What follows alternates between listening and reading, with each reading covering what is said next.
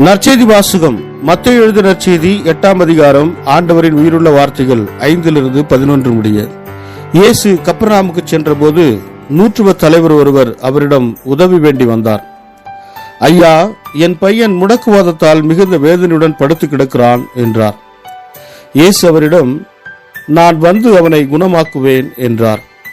நூற்றுவர் தலைவர் மறுமொழியாக, ஐயா, நீர் என் வீட்டிற்குள் அடியெடுத்து வைக்க நான் தகுதியற்றவன். ஆனால் ஒரு வார்த்தை மட்டும் சொல்லும், என் பையன் நலமடைவான். நான் அதிகாரத்துக்கு உட்பட்டவன். என் அதிகாரத்துக்கு உட்பட்ட படைவீரரும் உள்ளனர். நான் அவர்களுள் ஒருவரிடம் செல்க என்றால் அவர் செல்கிறார், வேறு ஒருவரிடம் வருக என்றால் அவர் வருகிறார். என் பணியாளரை பார்த்து இதை செய்க என்றால் அவர் செய்கிறார் என்றார். இதை கேட்டு இயேசு வியந்து தம்மை பின்தொடர்ந்து வந்தவர்களை நோக்கி, உறுதியாக உங்களுக்கு சொல்லுகிறேன், இஸ்ரேலில் யாரிடமும் இத்தகைய நம்பிக்கையை நான் கண்டதில்லை.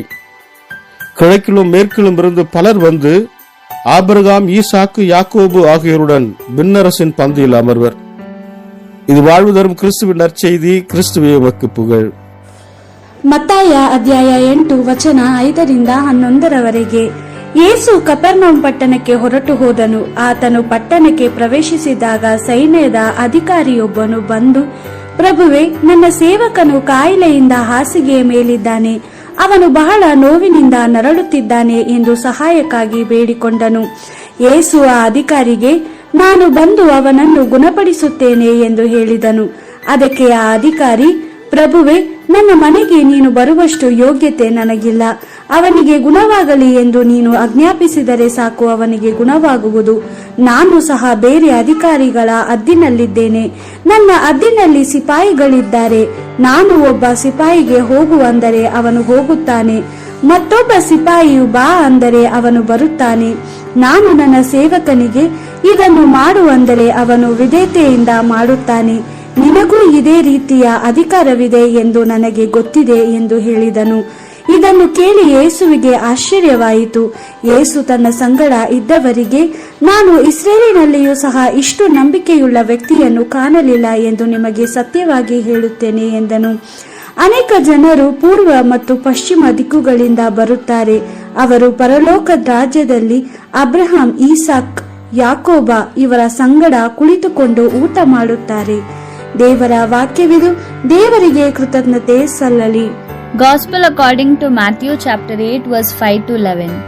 When Jesus entered Capernaum, an army officer approached him to ask his help. Lord, my servant lies sick at home. He is paralyzed and suffers terribly. Jesus said to him, I will come and heal him. The officer answered, I am not worthy to have you under my roof. Just say the word and my servant will be healed. For I am a man under orders myself, and I have soldiers under me. And if I say to one, go, he goes. And if I say to another, come, he comes. And if I tell my servant, do this, he does it. When Jesus heard this, he was astonished and said to those who were following him, I tell you, I have found no one in Israel with faith like this. I say to you, many will come from east and west and sit down with Abraham, Isaac, and Jacob at the feast in the kingdom of heaven.